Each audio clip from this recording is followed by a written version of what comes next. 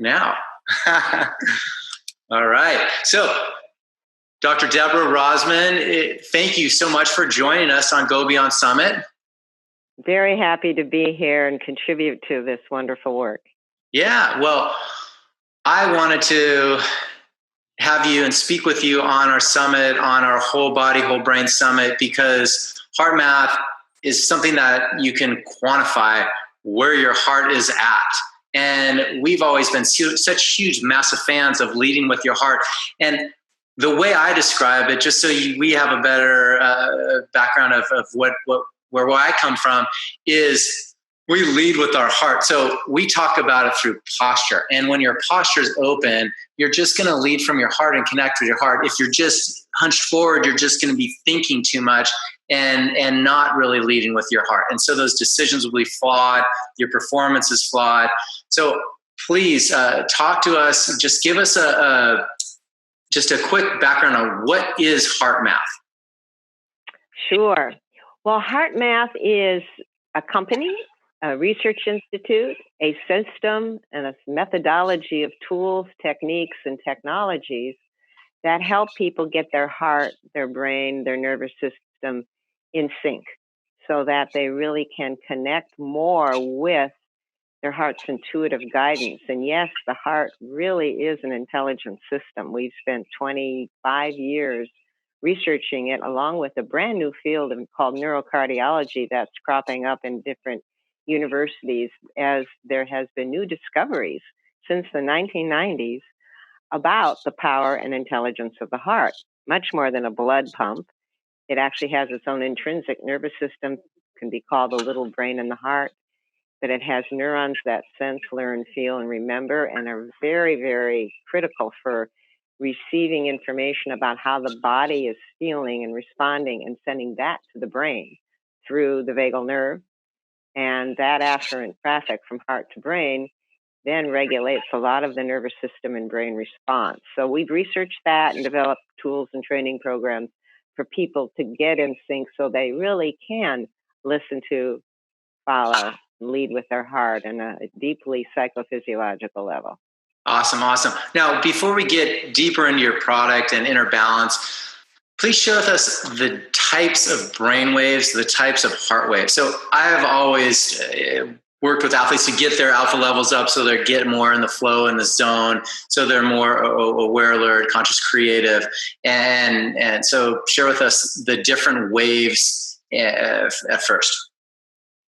Yes. Well, one of our first discovery as a research institute in HeartMath was the critical link between emotions and what's called the rhythms of the heart, or it's measured by heart rate variability.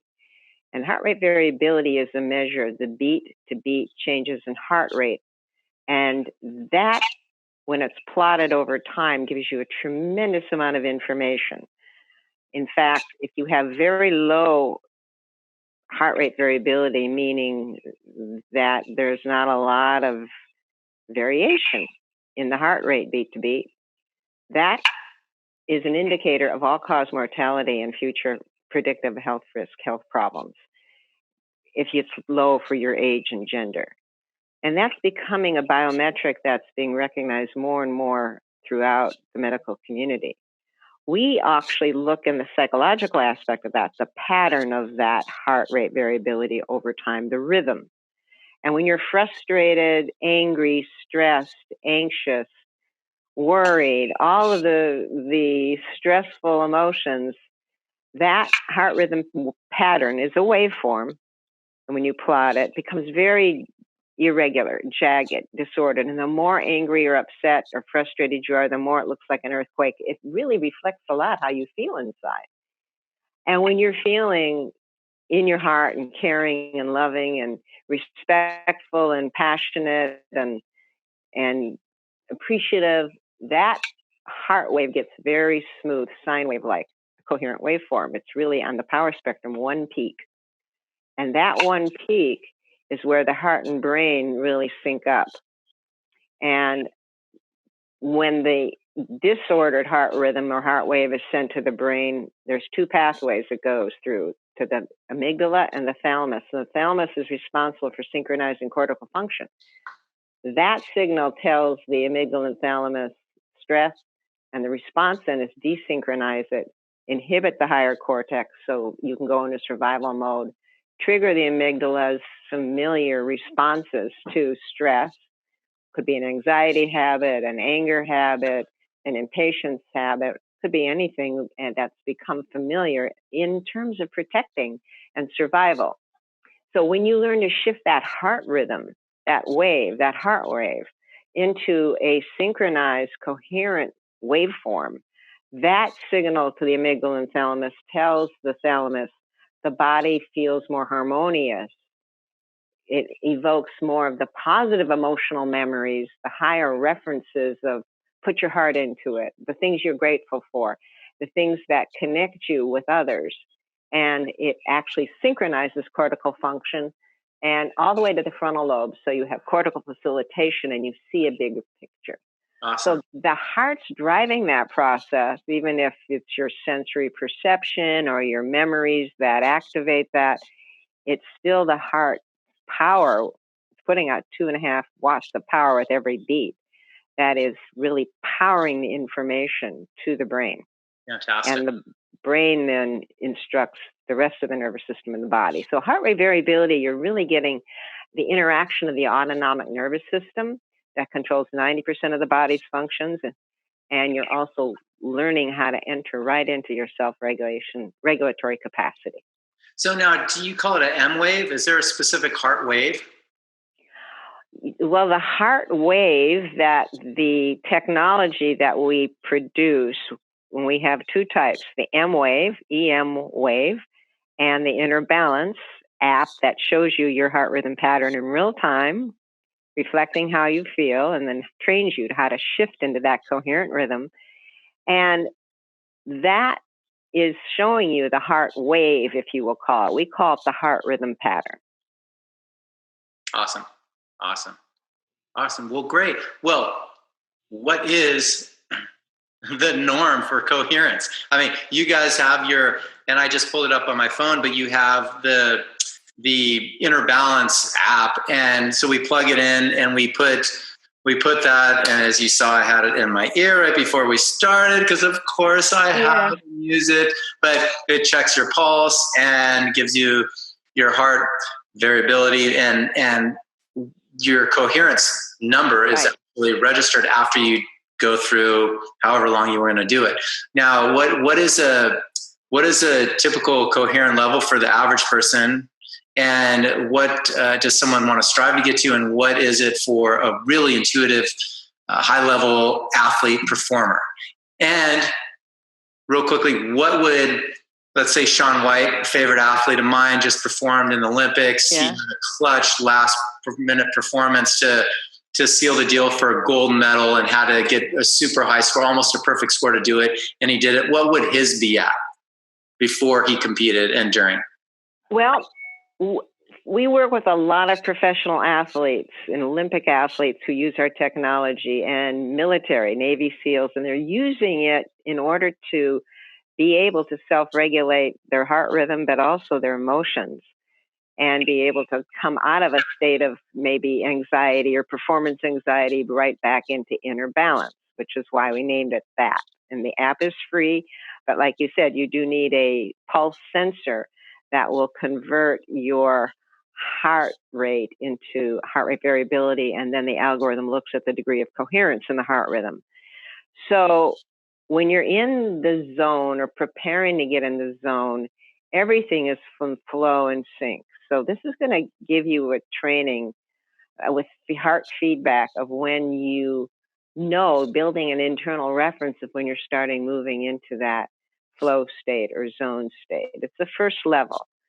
And you can feel as you train with this when you get in sync, but that also gives you the ability, the higher perception, so that when the old anxieties or worries come back, you can shift back into coherence. Now, an athlete needs that ability, we all do, but especially in a high performing state, to be able to shift back into that in zone, in sync state as quickly as possible When you get out, we all get out, get back in. And that helps the whole body as well synchronize the nervous system, the muscles, everything. So you're training yourself to do that. Golfers train themselves out of the yips. Skiers train themselves to get in the zone.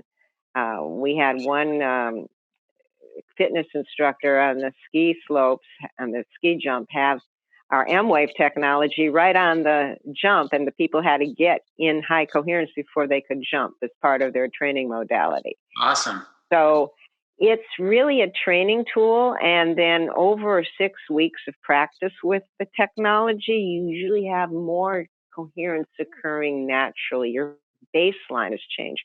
There's a neural pathway change because you're starting to train your cells and your nervous system remember that state more and more with the heart rate variability coherence feedback. So what would That's why it's being used by so many athletes. What would that number be? You know, it varies for every person. There's 4 challenge levels on the inner balance or the M-Wave. You start at challenge level 1 because you're starting to develop that feedback. You're starting to feel where that sweet spot is. And then you move to challenge level 2 when you're 90% in high coherence. And then when you can do that at challenge level 2, you go to 90, you move to challenge level 3. And again, the idea is to be able to increase your coherence over time, but people are different. Some people have little arrhythmias. Some people have different physiology. Now, so I wouldn't say your goal is to have a number 6 all the time, although some people say that is their goal. It's really competitive between you and you, that you're increasing your coherence baseline, and that's going to be different for different people based upon their overall physiology. But once you know the place inside and how you can shift out of frustration into care or appreciation or gratitude, or you know what your key point, your positive trigger is to get in sync, then you know you're there. You feel it. Awesome. So anywhere, from 2, you build on up to 1, or 1, 2, 3, 4, 5 to 6 is basically the stepping stone on your chart, basically. That's right. Awesome. And it's how long you can stay in high coherence over 3 minutes or 5 minutes or longer. And the HeartMath techniques, there's a whole skill set that we certify coaches, trainers in an online program to be able to use it for themselves and then teach it to their clients, their students. And we have a lot of coaches, athletic coaches, that take that program to add that skill set to their repertoire for coaching or mentoring. Awesome. I love it. Well, it just raises your intuition levels, and then you raise alpha levels, and you're feeling more than thinking, and you're responding more than reacting. Exactly right. And in a short period of time, you will increase your reaction times, which is your present and your ability to respond in the present. That's different than reacting emotionally. Right. But, yeah. Awesome. Now, a couple things want to cover definitely real quick on the synergy that you develop. So when you're really leading from your heart, it's contagious. And share with us just real quickly how that ties in with team synergy, for sports, and then also in a corporate setting for absolutely. Well, the way it's being used right now in corporate settings, executive teams, any team building exercise, whether it's some of the professional baseball and basketball teams that are using it to build team building and get in sync with each other before you go play or before you make decisions that are really important, weighing choices and decisions, and that's how it's used a lot in companies, is the fact that each heartbeat is putting out 2.5 watts of power, right? It's creating an electromagnetic field. The brain does that too. So does the solar plexus. But the brain's field can only be measured about an inch away from the brain. Solar plexus also is very minimal, but the heart's field is measured 3 to 5 feet away with magnetometers, and we know it goes farther than that. That's how we pick up each other's vibes, so to speak. our vibrations. And when we're angry or frustrated, we can feel that in each other. And when we're joyful and appreciative, whether we're saying anything or not, we can feel that in each other. And it's often unconscious, but if you start tuning to your heart, you can sense it in the room. So developing this room awareness, but first getting yourself in heart coherence, because you think of your heart as a radio broadcasting station through this field, or a radio receiving station, or whatever that heart rhythm pattern is being sent out like a wave through that electromagnetic field. And we've seen it, that exact waveform, be picked up in the brain waves of somebody not even touching, but nearby. So we're always affecting each other. And the alpha rhythm synchronized to the heart rhythm, the heartbeat. So that's really important, that the core cells in the amygdala synchronize the heartbeat and the alpha rhythms as well. So that's part of getting in sync. So when you get in sync, get into high coherence, you're creating an energetic environment that makes it easier for others to. When you have a team doing it together, you're really powering up that team resonance and synergy. Awesome. That's exactly why I love this, because it connects to your heart, your brain, your nervous system, and it connects you into alpha levels and get into the flow state. And it all starts from your heart. And that's what's so beautiful about this. And one of the cool factors too, and I know you go really deep into stuff as I do, just from watching a lot of your other speaking on the internet. And I do lots of emotional clearings and help people get out of ruts and such as well. And it clears pain.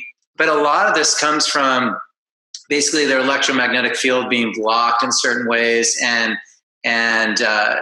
so the heart really responds and is affected by just things in quantum measures, all the way into our human body. So basically our electromagnetic field comprised of waves and particles, like the particles really control your mind and body. And so when you can harmonize that, you're going to start to flow better. And it's a really powerful thing. So I know HeartMath really ties into that as well.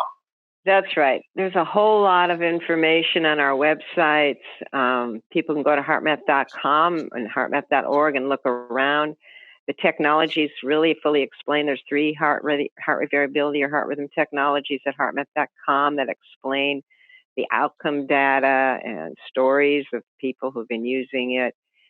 So, and the programs, have certification for health professionals. We have thousands of health professionals who, from cardiologists to chiropractors to functional medicine docs, alternative, who take our online HeartMath interventions program for health professionals who want to teach their clients how to have this self-regulation and reset their response to stress, as well as improve performance. If they're an athletic coach or instructor, they can take that too, because there's so many